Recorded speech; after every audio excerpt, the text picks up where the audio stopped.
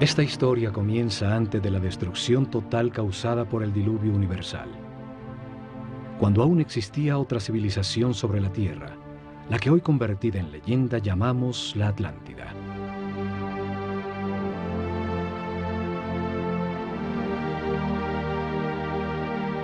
Tenían una sabiduría producto de la evolución de la conciencia del hombre durante miles de años, de las verdades comprendidas sobre el funcionamiento del universo y del proceso que llamamos vida. El estudio de las constelaciones les reveló que la humanidad era una unión viviente entre el cielo y la tierra, que las estrellas y los soles la afectaban, formando estaciones, ciclos y ritmos.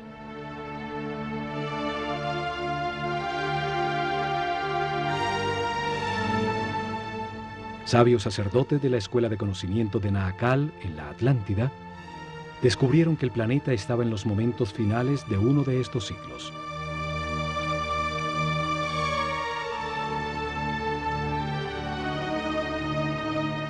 Advirtieron sin ser oídos que una catástrofe inminente destruiría las estructuras que organizaban la vida del hombre.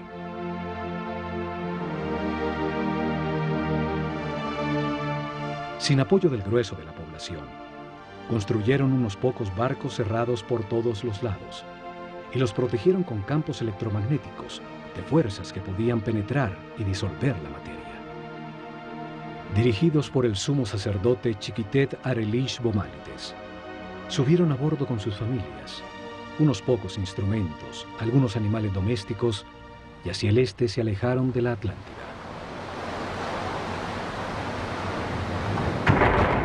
El planeta se estremeció. Los cielos se derritieron y las aguas arrasaron los continentes, borrando casi todo rastro de su civilización.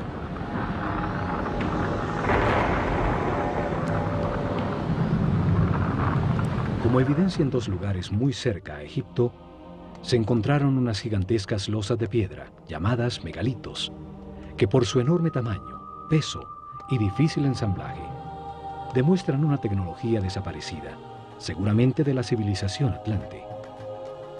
La primera evidencia está en Baalbek, Líbano. Allí se encuentran las tres losas cortadas de piedra, más grandes y más pesadas del mundo.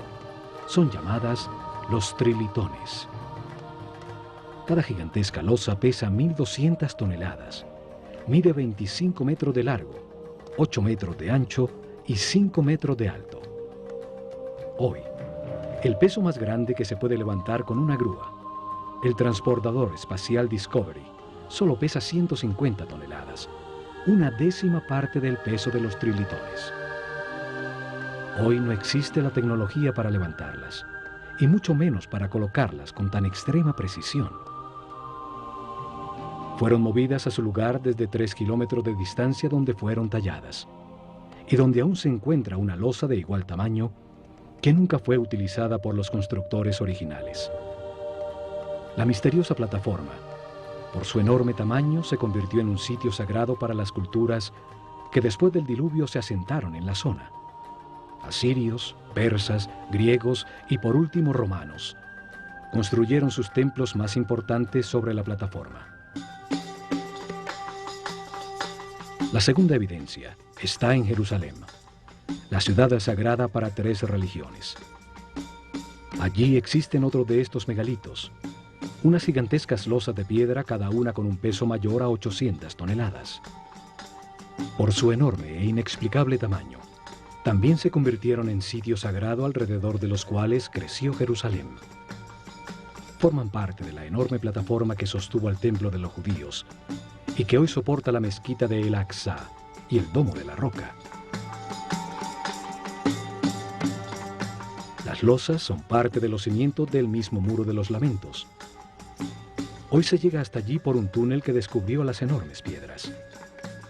Los megalitos de Baalbek y Jerusalén formaban parte de construcciones desaparecidas por el cataclismo universal. Lograron permanecer en el sitio por ser tan masivas. Este cataclismo destruyó la civilización atlante. Sucedió alrededor del año 10.900 a.C., cuando el sistema solar atravesaba la constelación de Leo y quedó registrado en los libros sagrados de todas las culturas del mundo.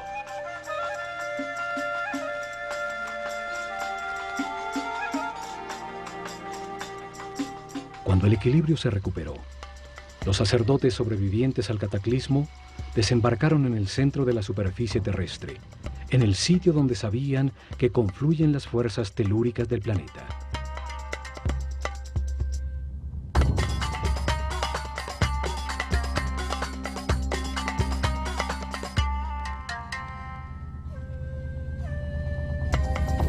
Esperaban utilizar estas fuerzas para impulsar el pensamiento del hombre, construyendo masivas formas piramidales que resonaban, concentraban y transformaban la vibración fundamental del planeta en energía. Seres muy avanzados espiritualmente tenían un concepto de progreso que no estaba basado en la adquisición de comodidades materiales, sino en lograr la paz y la armonía interior, en transformar un limitado hombre animal en un superhombre. Estos sacerdotes, en un momento que llamaron el Septepi, el tiempo nuevo, vieron resurgir de las aguas un largo y estrecho oasis, una fértil tierra rodeada por un desierto protector bordeando un largo río. Lo llamaron Egipto, la tierra que emerge de las aguas, el país de un solo río, el Nilo, con las mejores condiciones para gestar una nueva civilización. Los sacerdotes vieron el cataclismo como una oportunidad para orientar la humanidad hacia un destino más alto y estructurar en este nuevo ciclo una sociedad dedicada al perfeccionamiento espiritual.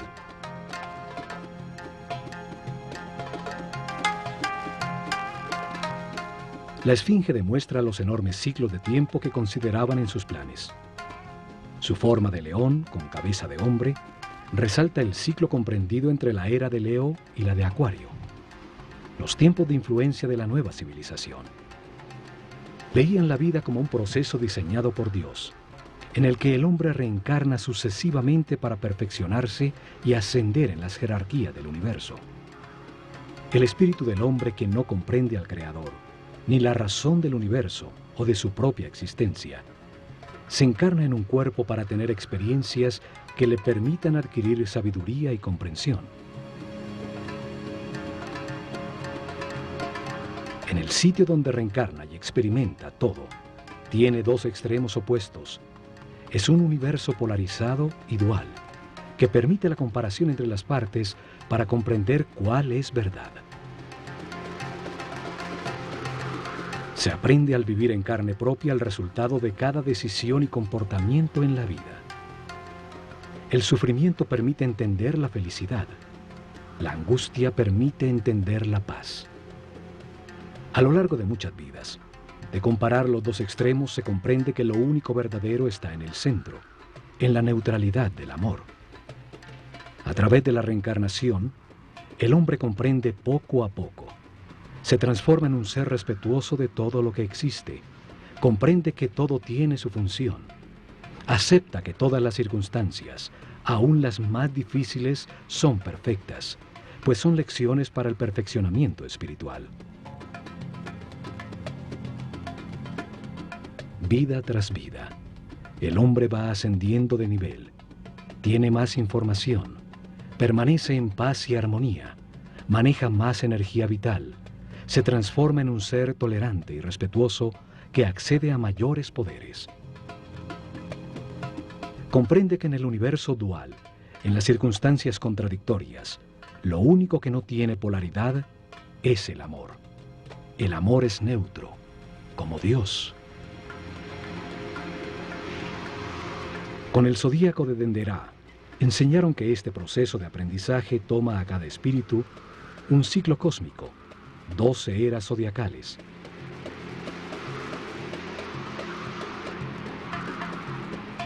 Un giro completo del sistema solar, recibiendo la radiación de cada una de las 12 constelaciones.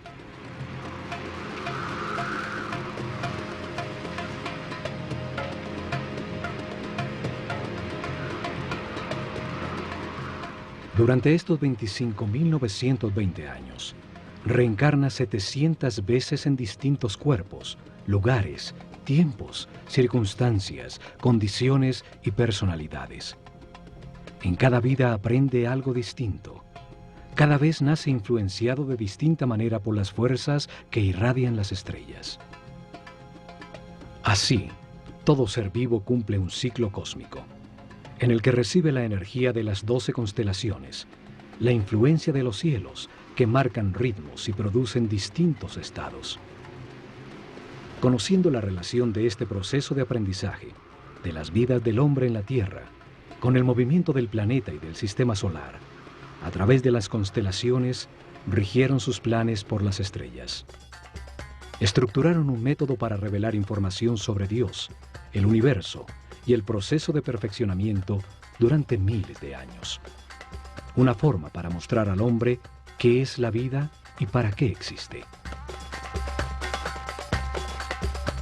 Establecieron unas fases para revelar información sobre Dios a su pueblo. Unas etapas que cambiarían con las eras zodiacales en la bóveda celeste. Épocas dedicadas a estudiar cómo Dios creó el universo y luego la conciencia del hombre.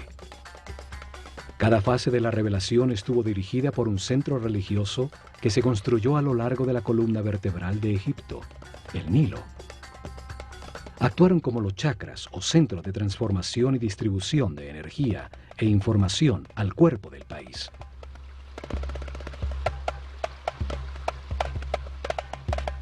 Desarrollaron en 4 épocas, 4 centros religiosos, cada uno dedicado a explicar y lograr comprensión en el pueblo sobre una fase del Génesis. Cada uno dedicado a un momento distinto del único Dios, con nombres y formas simbólicas distintas.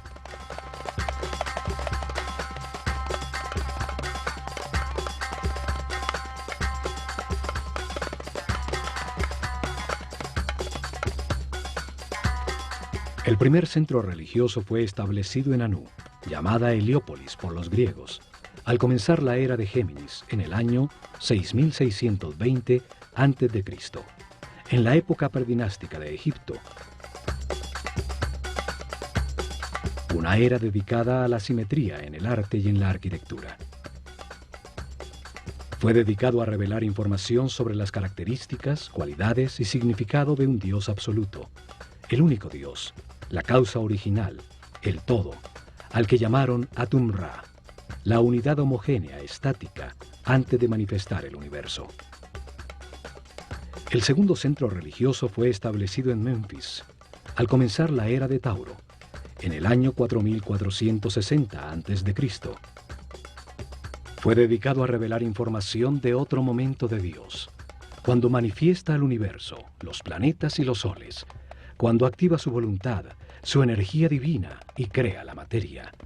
Llamaron Ptah a esta característica creadora de Dios. Durante esta época se nota la influencia de Mentú, el toro que representa la era de Tauro, en todo Egipto, aún en los nombres de los faraones. El tercer centro religioso fue creado en Hermópolis, dedicado a Tot.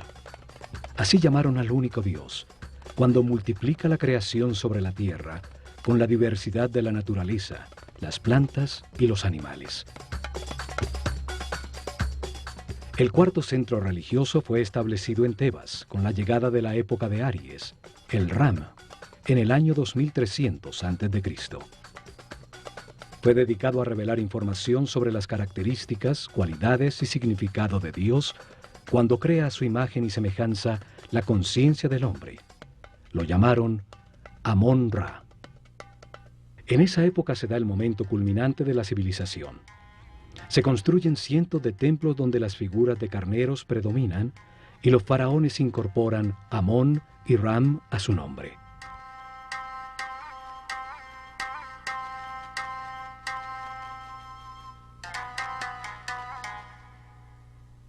Los cambios de era o constelación zodiacal determinaron la duración de cada fase de la revelación. El pueblo comprendió poco a poco que existe un solo Dios, que por sus características y momentos distintos en que crea el universo y al hombre, tiene nombres distintos. Crearon una escuela de misterios para transmitir su conocimiento, garantizando sacerdotes sucesores de su casta que continuaran el proceso de revelación. Alrededor de los templos y centros religiosos desarrollaron el país. En su interior se dedicaron a transformar a los iniciados en seres respetuosos, capaces de guiar a su pueblo y manejar las fuerzas fundamentales de la naturaleza.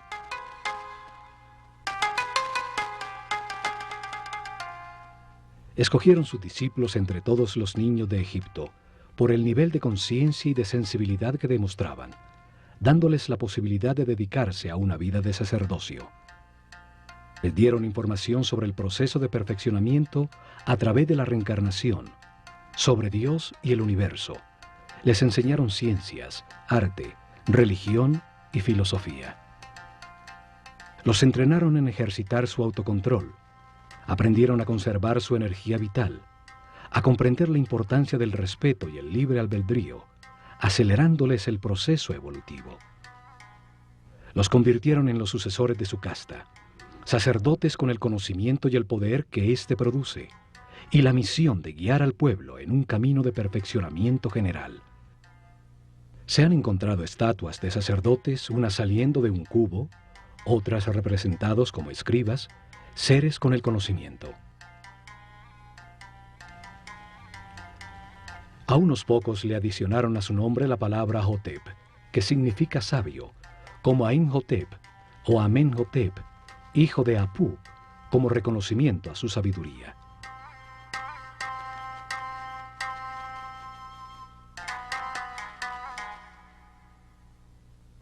Es en los templos donde concentraron el conocimiento, el poder, la riqueza material y espiritual. Desde allí impulsaron la organización desde la nada de la civilización egipcia.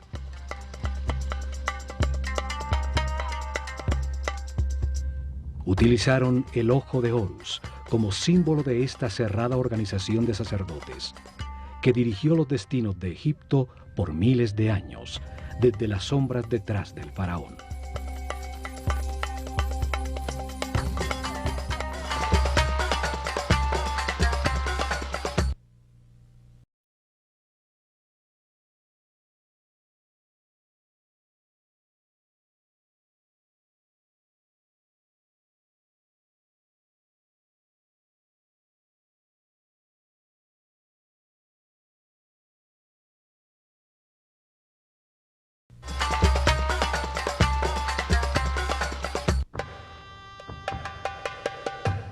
La Escuela de Misterios utilizó el ojo de Horus como su símbolo, una firma que aparece en los muros de todos los templos de Egipto.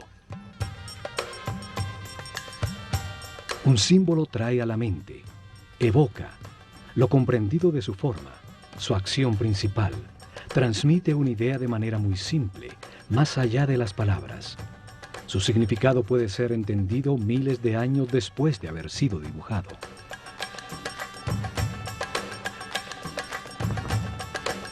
Los ojos son el sentido del sol, el origen de la vida. Actúan percibiendo su luz y las vibraciones de color. Transmiten a la mente la intensidad y la fuerza del fuego. Los ojos son las terminaciones nerviosas que perciben la voluntad divina, la intensidad de la luz, la fuerza de Dios que los egipcios llamaban Fi. La fuerza que condensa el espíritu en la materia, dando lugar al universo, el sitio de experimentación de la conciencia. Son los únicos nervios que salen a la superficie del cuerpo y que podemos observar en su funcionamiento vital. Florecen dentro de esferas llenas de un líquido blanco cristalino.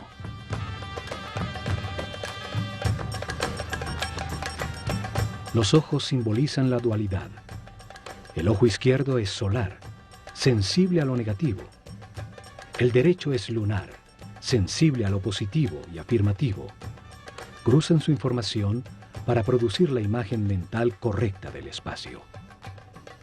Simbolizan la experimentación de la conciencia en un universo de contrastes, para encontrar la verdad por comparación entre las partes opuestas. Reaccionan a la luz activa del sol, produciendo en la mente la verdadera luz, la energía vital luminosa, una luz invisible que hace posible la inteligencia y la comprensión de la realidad. Los pájaros evocan la acción de volar, la libertad sin limitaciones materiales. El halcón es el pájaro que mejor ve. Horus, el halcón, representa al espíritu cuando completa su aprendizaje en la vida mortal y limitada. Cuando comprende las verdades del universo, porque las ha verificado en muchas vidas, y se eleva sobre las limitaciones materiales, sobre el tiempo y el espacio. El ojo de Horus es la conciencia inmortal que todo lo sabe, que todo lo ve. Puede volar muy alto sobre todo lo que existe o fijar su atención en cualquier detalle. Evidentemente, los sabios sacerdotes se veían como los observadores y los guías de un proceso de perfeccionamiento hacia la luz. Por eso su símbolo era el ojo de Horus, el ojo que todo lo ve.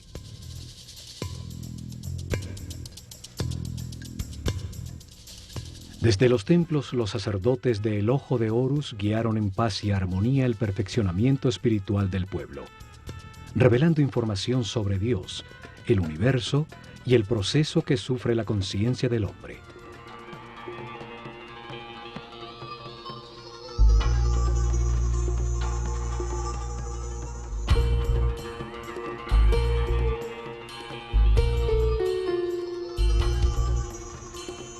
Protegido del exterior por altísimos muros, cada templo era un enorme complejo donde vivieron miles de personas, hombres y mujeres por igual, pues no había distinción de sexo.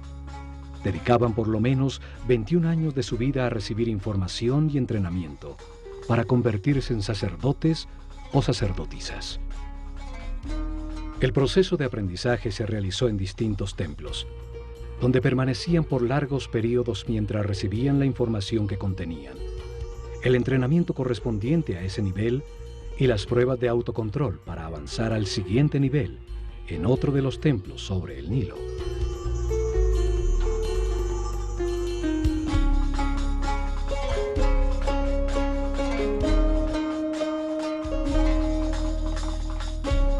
Cada templo fue una biblioteca viva con información especializada. Cada uno tenía una lección distinta sobre el universo o la razón de la existencia. Cada templo contenía en su interior un tema sagrado distinto con información que da sentido a todo lo creado.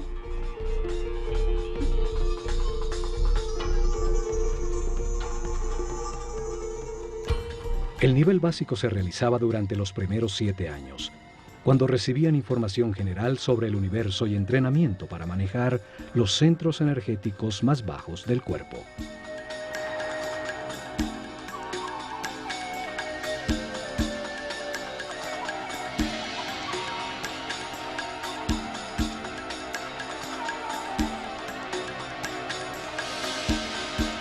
Tenían templos como el de Komombo, dedicados a entender la necesidad de un universo dual y polarizado, para permitir a la mente comparar entre extremos opuestos y así comprender qué es verdad.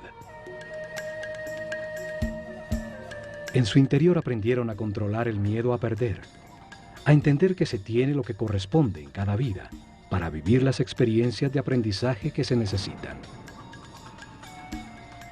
Tenían instalaciones para despertar el miedo a la muerte, aprender a controlarlo y entender que la muerte es solo un paso a otra experiencia de aprendizaje.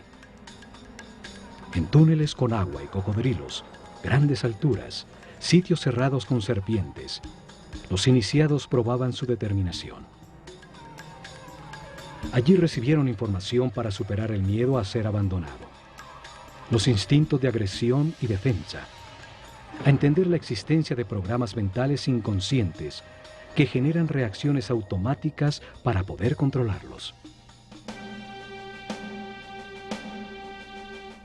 En el templo de Luxor, en Tebas, se transmitieron los conocimientos que tenían sobre el funcionamiento del cuerpo y entrenamiento para lograr que la conciencia no se identificara con él.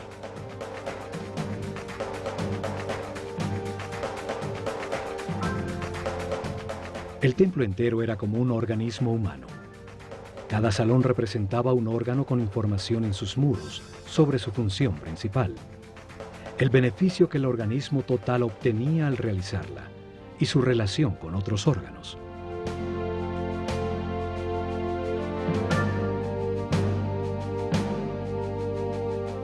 En su interior realizaron ejercicios de concentración y de movimiento, guiando su mente a cada órgano, hasta que hicieron consciente el cuerpo entero y lo manejaron a voluntad como un excelente instrumento.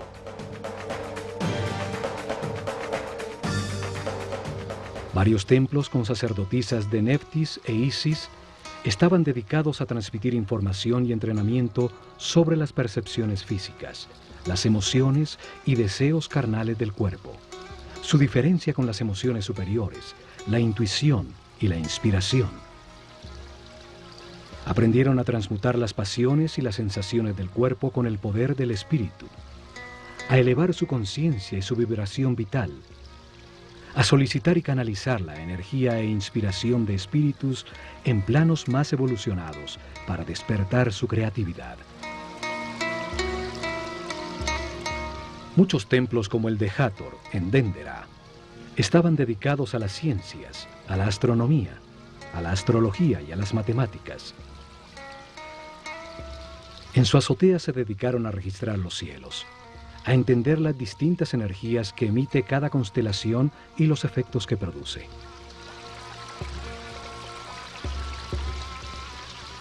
Siguieron día a día los designios de las estrellas, controlando la duración del año solar, la fecha exacta del desbordamiento del Nilo, el momento en que la Tierra cambió de la era de Tauro a la de Aries, los ciclos que afectan el proceso de evolución.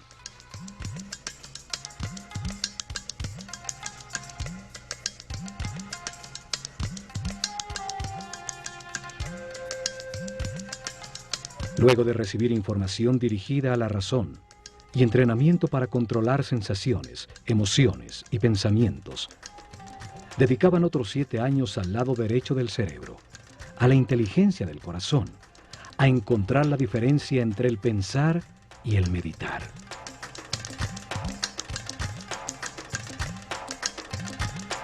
El templo de Karnak, el más grande de Egipto, estaba dedicado a la conciencia, a analizar las fuerzas que la moldean, a entender el proceso de evolución y a acelerarlo utilizando la concentración en conceptos, palabras, sensaciones, puntos exactos o movimientos.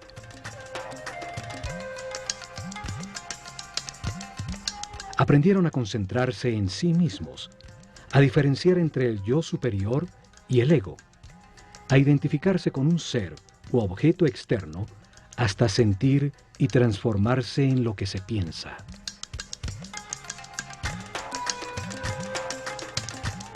Realizaron ejercicios de telepatía en cercanía física, luego a distancia en un momento determinado del día, hasta aprender a comunicarse mentalmente en cualquier momento.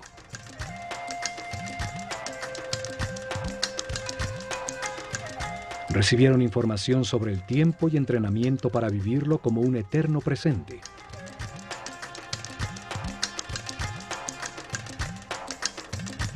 Entendieron que pensar es comparar para conocer, y que cuando todo se sabe ya no se piensa ni se compara. Aprendieron a cambiar de estado o nivel vibratorio, a manejar las circunstancias externas, logrando el equilibrio emocional como una decisión mental interna.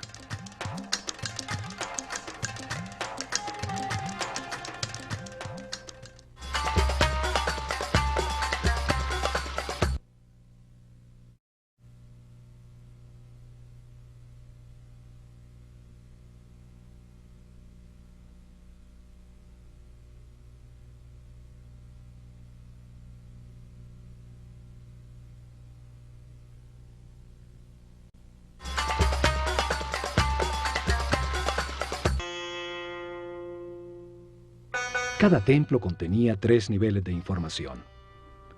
Era una manera para revelar información simultáneamente a hombres con distintos niveles o estados evolutivos. El primer nivel transmitía información básica dirigida al pueblo.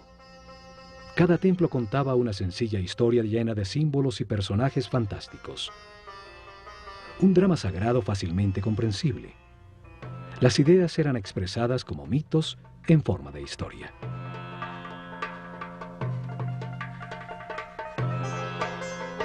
El mito, la historia fantástica, fue utilizada como un método para revelar al hombre un mundo que solo entiende imperfectamente. Los mitos cobran vida con solo creer en ellos.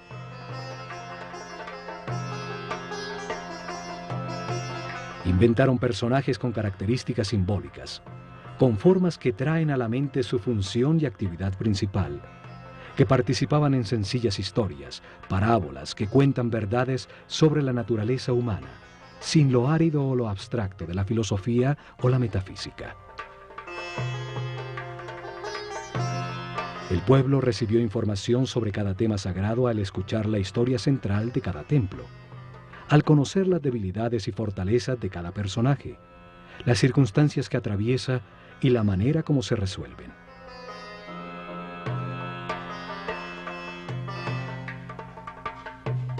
Utilizaron un segundo nivel de información dirigido a los discípulos, seres con un nivel espiritual más elevado, y a los que se les explicaba directamente el mismo tema sagrado, de una manera más concreta y profunda.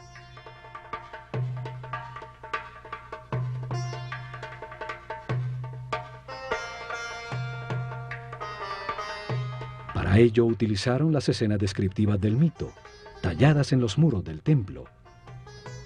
Se les explicaba cada personaje, lo que simboliza en el universo, la parte del proceso de perfeccionamiento que representa, el porqué de su forma, su comportamiento y su función principal.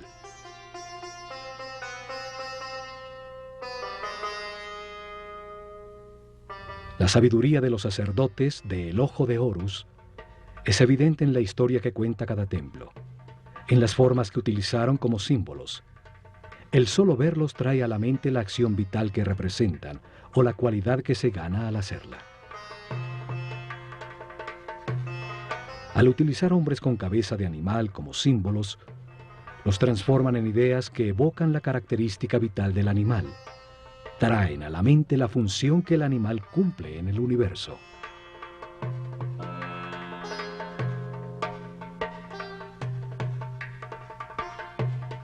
Un hombre con cabeza de chacal adquiere sus características, su instinto de orientación en el desierto. Siguiendo sus huellas, siempre se llega a tierra cultivada. Es entonces un excelente guía. Cada símbolo evoca una comprensión. La forma simple de un pájaro evoca en la mente el vuelo, la libertad. Un disco solar sobre la cabeza de un hombre habla de su claridad, de la sabiduría que irradia, de la información que tiene, del nivel de su conciencia.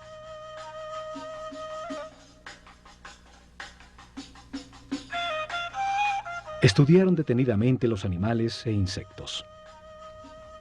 Así recolectaron un profundo conocimiento sobre su vida, sobre su actividad principal, sobre sus características vitales, los hábitos que desarrollaba para lograrlo, su dieta alimenticia, la duración de su gestación, sus hábitos sexuales, el sentido principal de su existencia.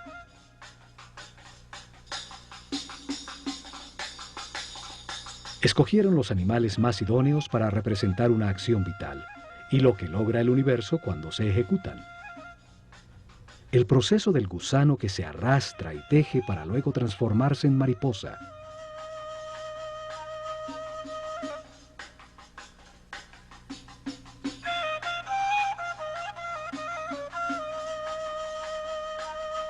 Entre todos los pájaros, el halcón es el que mejor ve. Tiene un cerebro óptico, con la vista más perfecta y desarrollada. Por eso es escogido como símbolo para representar esa función vital, el sentido de la vista. Una figura humana con cabeza de halcón es un ser que todo lo ve, que domina el panorama, viendo perfectamente cada uno de los detalles en los que enfoca su atención.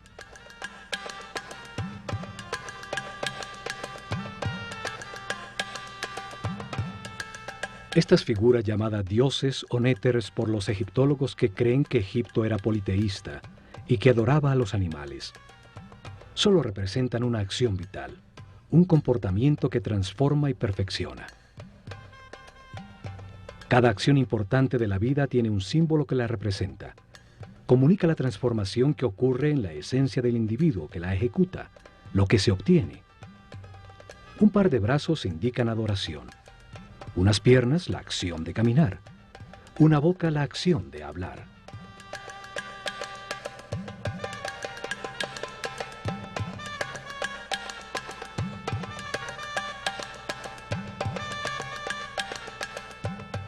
Y por último, en un tercer nivel de información, cada templo guardó un código secreto embebido en el símbolo mismo, solo conocido por los altos sacerdotes y maestros, con información sobre fuerzas y energías fundamentales, cómo controlarlas y utilizarlas para prestar servicio a su pueblo.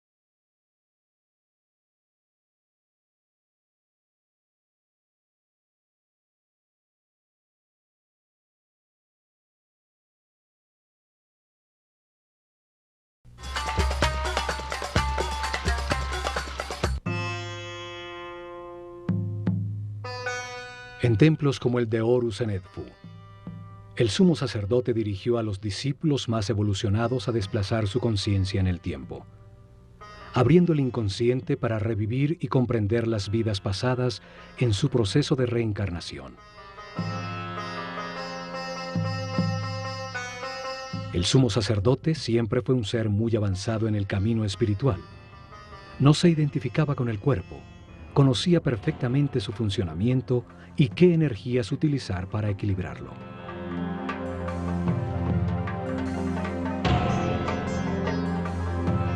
Controlaba desde su centro nervioso en la corona el más alto nivel de energía vital. Permanecía en un eterno presente irradiando amor, guiando y sirviendo con su divino poder.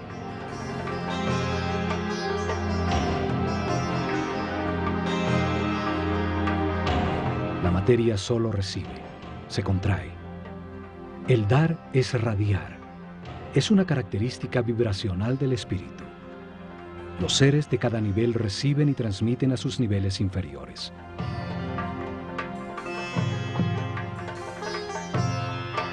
En sus salones entendieron que la realidad está compuesta de 7 niveles de energía vibracional, 7 corrientes energéticas con 7 distintos niveles de poder o fuerza.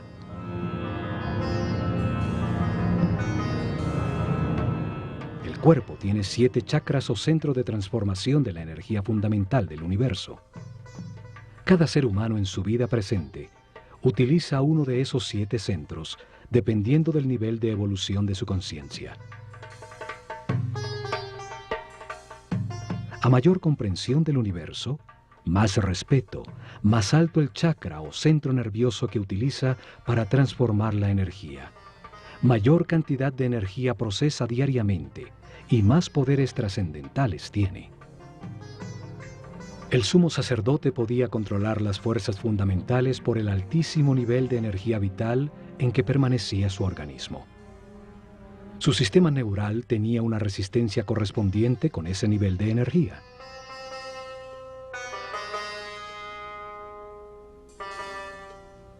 Así, en todos los templos de Egipto, los iniciados recibieron información y entrenamiento.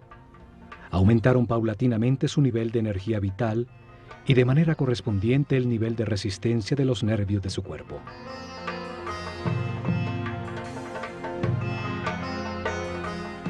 Aprendieron a mantenerse en paz, armonía, a respetar todo lo que existe, a aceptar la perfección del universo para conservar sus niveles de energía vital en el camino de perfeccionamiento que lleva a la omnipotencia, al control de fuerzas y energías superiores. Una intensa preparación física, mental y espiritual que terminaba con el momento de experimentar la totalidad y la nada, lo manifestado y lo inmanifestado, y recibir en una pirámide una poderosa energía que permite vislumbrar el séptimo nivel de conciencia. Durante la era de Tauro, se dedicaron a experimentar con una forma piramidal de tecnología resonante que transformaba las vibraciones del planeta en energía. Un conocimiento heredado que había de llevar a la práctica.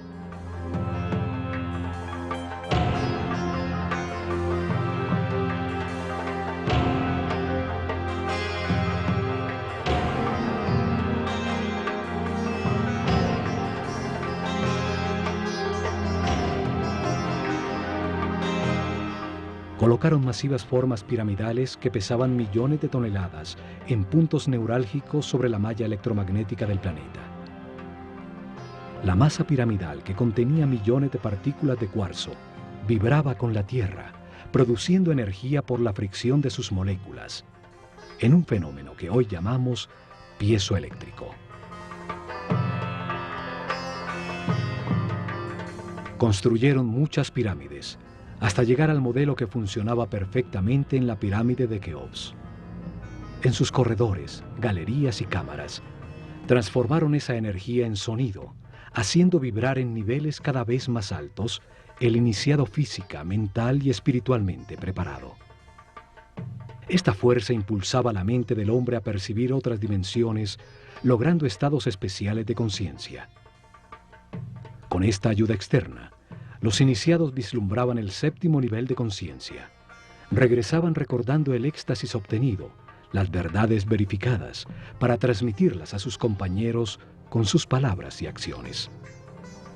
En sus meditaciones posteriores obtendrían nuevamente ese estado de unidad sin movimiento, hasta que se consolide esta situación definitivamente y se encuentren de manera permanente en estado de Dios-hombre, siempre radiando energía positiva de amor.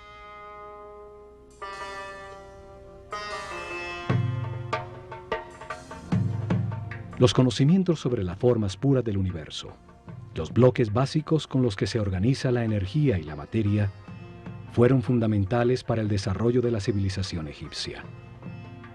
Hoy llamamos a esas formas puras sólidos platónicos. 5 polígonos con sus lados y ángulos iguales, basados en triángulos equiláteros, la forma divina que no tiene tensiones. Utilizando estas formas pudieron producir efectos de resonancia y concentración energética para elevar la percepción de la conciencia, para lograr efectos de superconductividad con los que se anula la fuerza de gravedad. Hoy se ha descubierto que el planeta tiene puntos neurálgicos, llamados nodos diamagnéticos, donde se puede controlar la fuerza de gravedad del planeta y producir fenómenos de superconductividad. La superconductividad permite amplificar o disminuir la fuerza de gravedad.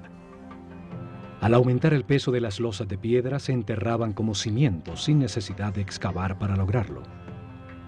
Al disminuirla, las hicieron livianas, para empujarlas y moverlas fácilmente desde lejanas canteras. En la isla de Segel, se encontraron hieroglifos con fórmulas e ingredientes para producir una especie de concreto que parece roca. Científicos franceses lo han descifrado parcialmente. Sus experimentos confirman que se trata de geopolímeros que al solidificarse producen un tipo de piedra. Esto explica la facilidad para hacer juntas tan exactas entre las piedras de sus templos, logrando utilizar los bloques ya fundidos como formaleta de los nuevos.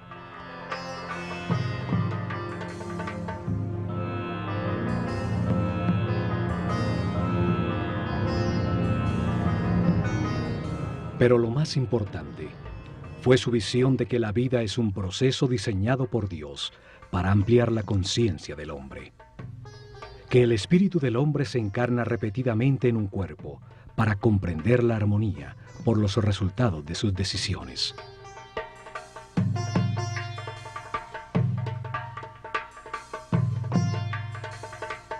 Al vivir muchas vidas con experiencias opuestas, de angustia y paz, de depresión y felicidad, de riqueza y pobreza, de salud y enfermedad.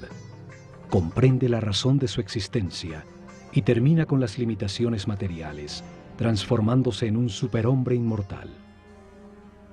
Un ser que no pierde en la muerte la conciencia o la información acumulada.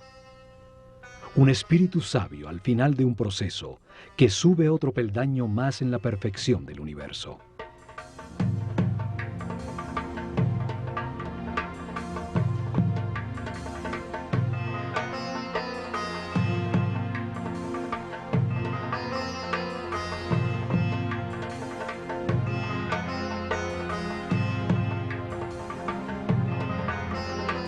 El hombre reencarna muchas veces. Al principio su animalidad es dominante. La intolerancia y la agresión determinan una vida de sufrimiento. Poco a poco, se satura del dolor y al buscar remediarlo deja de atacar. Encuentra la paz y con ella altos niveles de energía vital.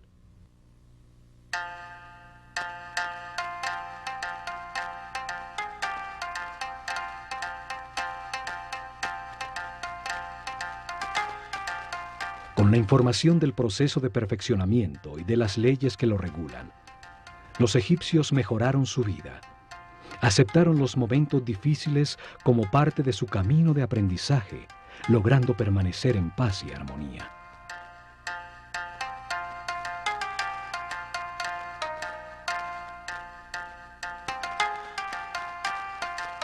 Los templos se revelaron como hombres en un mundo de dolor. Podían transformarse en seres sin limitaciones físicas, con conocimientos para transmutar la materia y trasladarse libremente en el tiempo y en el espacio. En medio de las contradicciones de cada vida se aprende algo y se renace un poco más sabio. En la polaridad entre la luz y la oscuridad, entre el miedo y el amor, se aprende a encontrar la paz y la armonía, a mantener la energía vital.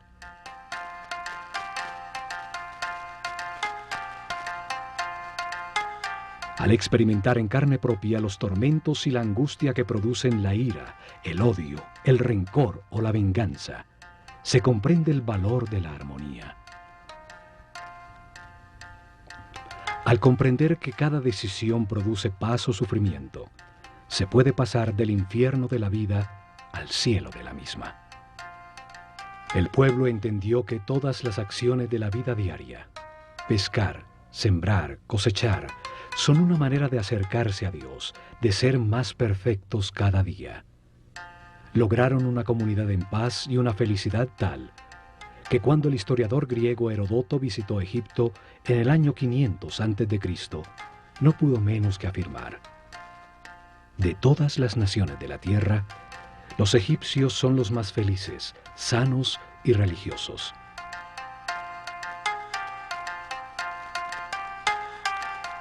Sin embargo, no tenían una palabra en su idioma que significara religión. No veían ninguna diferencia entre lo sacro y lo mundano. Se veían como los encargados de comprender que Dios, el universo y el hombre forman una unidad manifestada por amor.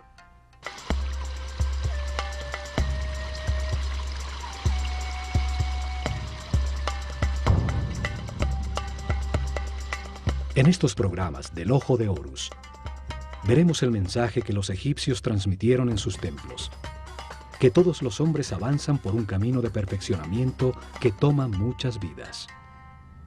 Unos están más evolucionados que otros, pero todos llegarán a la inmortalidad y a la conciencia permanente, solo aprendiendo a ser flexibles, a aceptar las circunstancias y a respetar a todos los seres que nos rodean.